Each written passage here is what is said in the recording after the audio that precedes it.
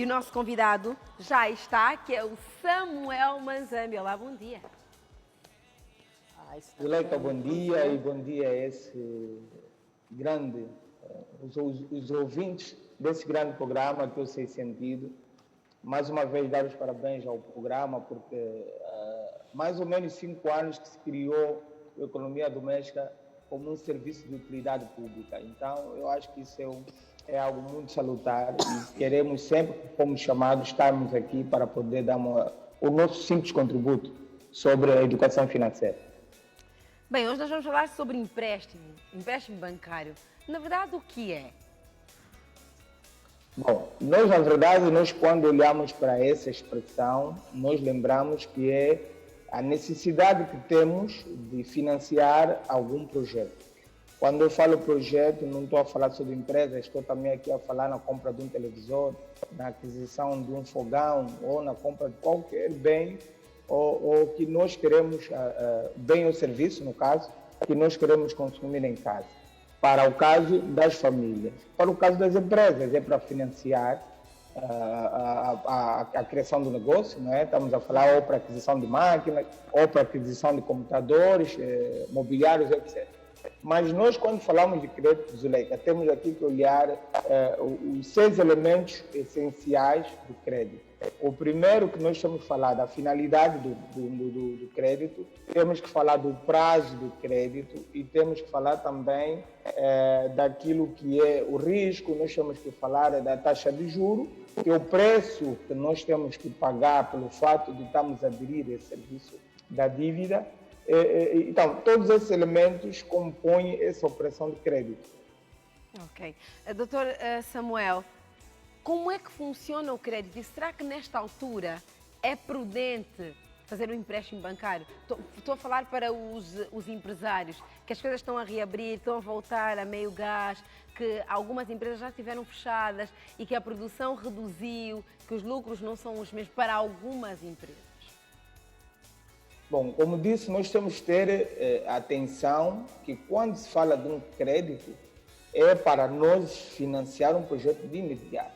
Mas existem critérios que devem ser avaliados.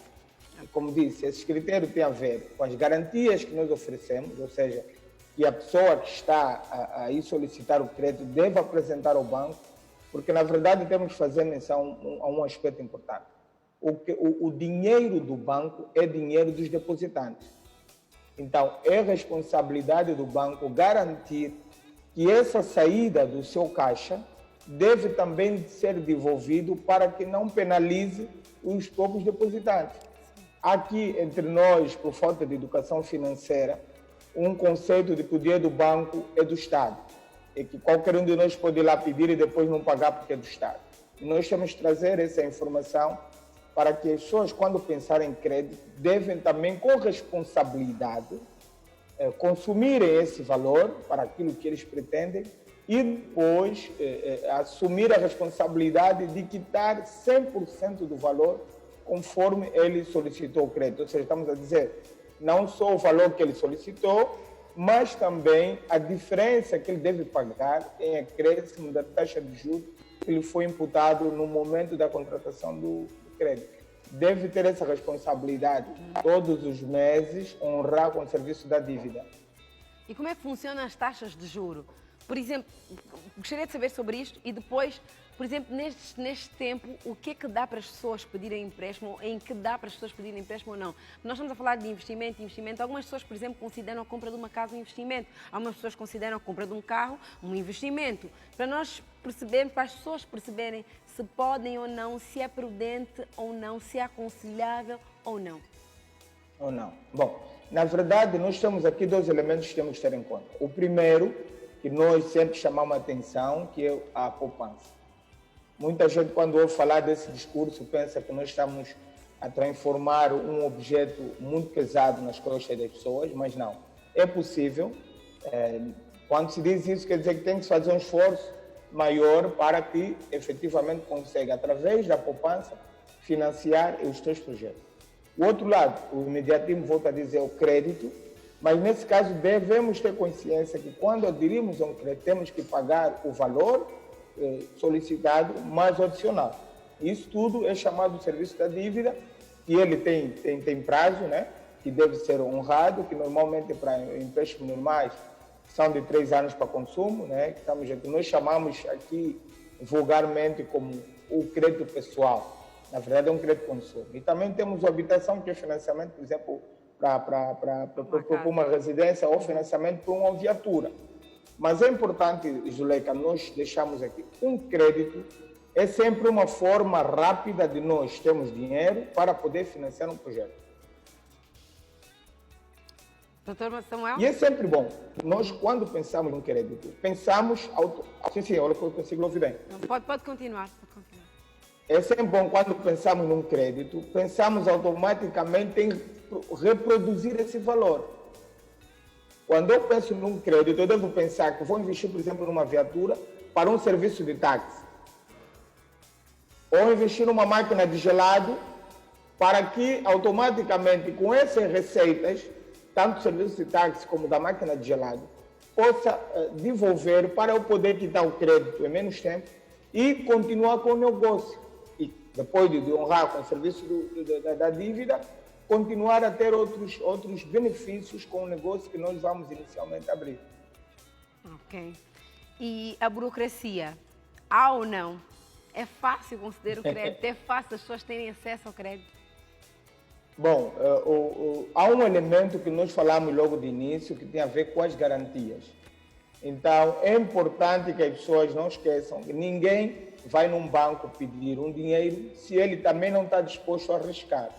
Ou seja, o banco não dá crédito sem garantias. E uma das garantias que usualmente tem sido é o salário.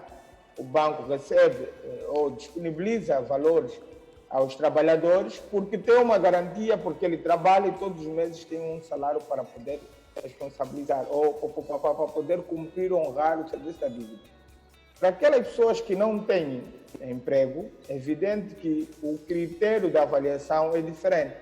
Ou ele deve ter uma parte do dinheiro que é para entregar ao banco e o banco usar aquele pouco dinheiro que ele tem como garantia, ou ele tem um outro tipo de suporte, pode ser um imóvel, por exemplo, ou que pode ser, por exemplo, títulos da dívida pública, que são as obrigações de tesouro, caso ele tenha disponível, comprou, ou por alguma forma alguém pagou um serviço que ele prestou, e através disso ele dá como garantia. Nós temos que deixar a informação patente. Não existe crédito sem garantias.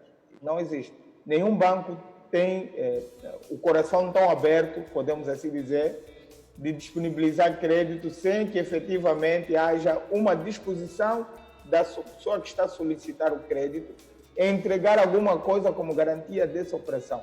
Para que, caso ele não honre com o compromisso da dívida, então o banco utiliza aquele bem para poder garantir o retorno do dinheiro que é do depositante.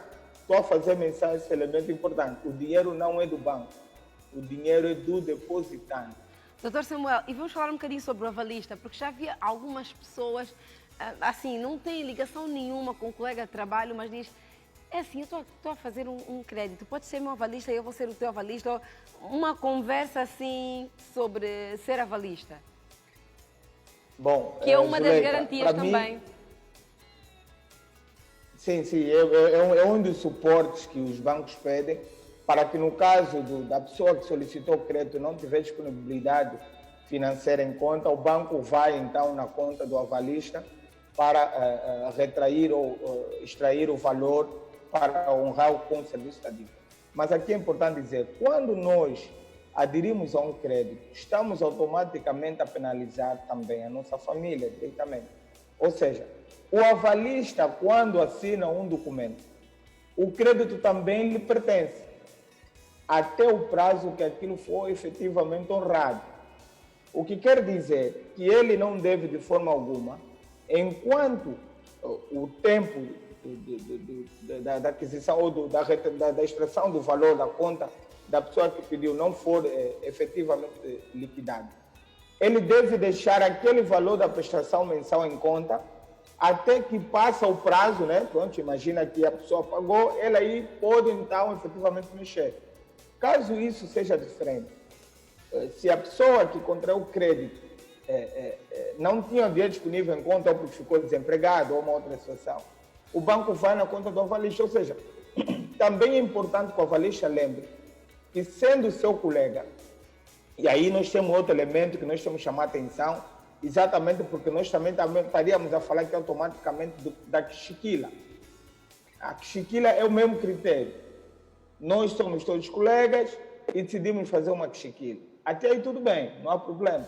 Mas nós, quando fizemos isso, estamos a penalizar a nossa família num consumo atual. Ou seja, deixamos de ter aquela disponibilidade e entregamos o dinheiro para a Xiquila.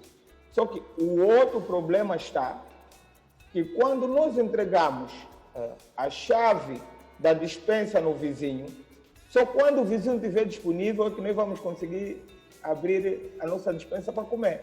Tá, esse é o exemplo mais simples e prático que nós estamos. Mesmo a Xiquila é um risco muito grande. As pessoas não olham para isso.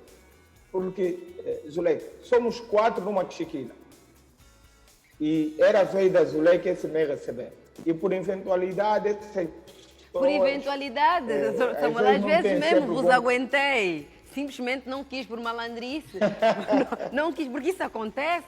Não quis pagar. Não quis dar a minha parte. Também é possível. Como é que fica? Neste caso, se bem que não é o nosso tema, mas acaba por ser um tipo de empréstimo. Neste caso, como é que funciona? Como é que os outros elementos do grupo da Xiquila conseguem fazer com que eu pague? Existe algum documento, alguma coisa? Como é que se procede? E volto a dizer o risco. A palavra risco na Xiquila é muito elevada. Ou por comportamentos individuais, porque bebe muito no final de semana, ou porque é uma pessoa que efetivamente não tem educação financeira. Enfim, tem outros elementos que as pessoas nunca olham.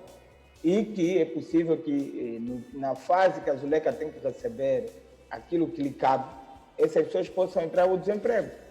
E se entrou o desemprego, a Zuleika tem consciência que não vão pagar tão cedo, a não ser que ele volte a conseguir o emprego e poder honrar com o serviço.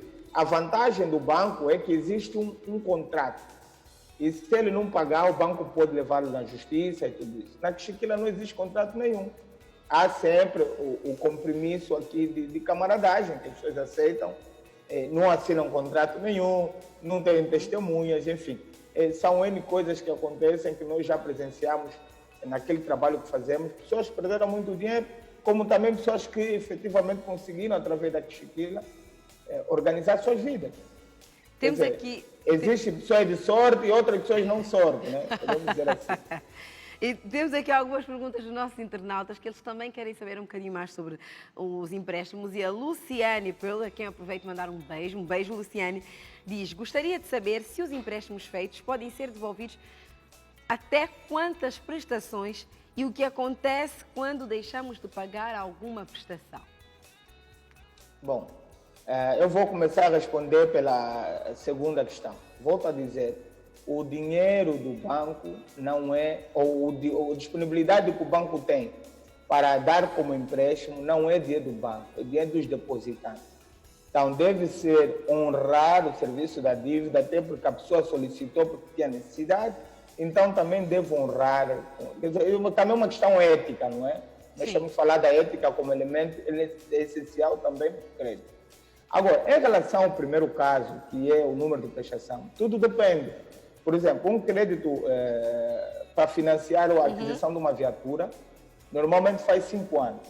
Ok. E o banco, durante esse tempo, vai tirar a prestação todos os meses, descontando todos os meses. Agora, para consumo, normalmente dão 3 anos. Ou seja, durante esse tempo, a pessoa deve honrar com o compromisso da dívida e o banco tira no máximo, e quando faz a avaliação do seu crédito, ele deve tirar no máximo 35% do seu rendimento. Ou seja, se pedir 1 milhão, o banco, as prestações mensais, ou se ganha 100 mil kwanzas, as prestações mensais não podem exceder aos 35 mil. Excepcionalmente, no caso do sistema cruzado, ou seja, a Zuleika quer um crédito e o Samuel também quer um crédito, ambos são colegas ou amigos, seja o que for. Então nós fazemos um sistema cruzado, ou seja, a Zuleika pede o crédito e eu também peço o crédito tendo a Zuleika como avalista e eu, Samuel, como avalista da Zuleika. Chama-se sistema cruzado. Okay. Neste caso, vai ter 40% do rendimento mensal que a pessoa dispõe. Ok. Olha, muito rapidamente, doutor Samuel, e esta resposta tenho certeza que é simplesmente um não. Do Mauro Alemão, é possível fazer um empréstimo a partir do multicaixa, excluindo as transferências? Tem outro método? Não. O crédito nessa fase, é importante dizer que existem aqui duas instituições de crédito. Uma que é o banco, e nós não estamos a falar, também devíamos falar, mas pronto, que é os microcréditos, as empresas de microcrédito. Essas também disponibilizam não só para consumo, como também para outro tipo de investimento. Mas é importante a racionalidade, ou seja, pensar em crédito é uma boa coisa. Mesmo que o valor do crédito esteja um pouco alto, ou seja, a taxa de juros seja alta, se vai utilizar racionalmente aquele dinheiro e reproduzir o máximo possível, as vantagens são inúmeras. São inúmeras. Porque você pode, através de um crédito, abrir um micronegócio, falamos de uma máquina de gelado, e depois transformar isso numa geladaria. Okay. Com disciplina, com organização e com suporte a especialistas que lhe possam dar também o máximo de suporte possível para que o negócio consiga crescer. Okay. Mas o importante aqui referenciar, Zuleika, continua a ser a educação financeira. Não há negócio que prospera sem uma educação financeira que o suporte. Doutor Samuel, muito obrigada por ter aceito o nosso convite. Foi um prazer ter-te aqui e aprender um bocadinho mais sobre os créditos. Espero que os nossos telespectadores também tenham aprendido. Até a próxima. Bom,